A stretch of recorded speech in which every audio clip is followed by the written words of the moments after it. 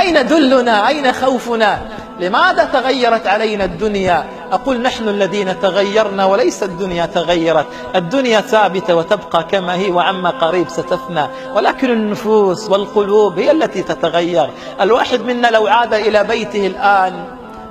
إلى بيته الآن سيمسح الغبار عن مصحفه.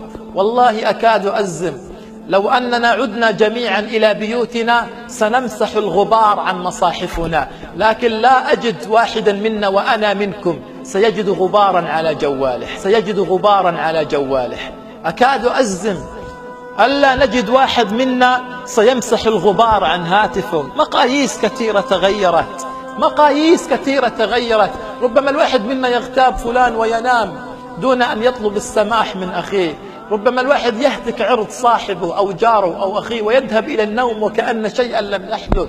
ربما فلان يأكل حق أخيه وينام وكأن شيئا في الدنيا لم يتغير. والمصيبة أن نرى الناس تموت أمام أعيننا. نرى الإنسان يدخل المستشفى في مرض بسيط فيعود إلى المقبرة، يخرج من المستشفى إلى المقبرة. هكذا يا كرام الدنيا عما قريب ستفنى وستزول. والكيس من دان هذه النفس وعمل لما بعد الموت. هل نحن جاهزون لاستقبال ملك الموت؟ هل نحن جاهزون للعرض أمام الله؟ هل نحن جاهزون للوقوف أمام الله؟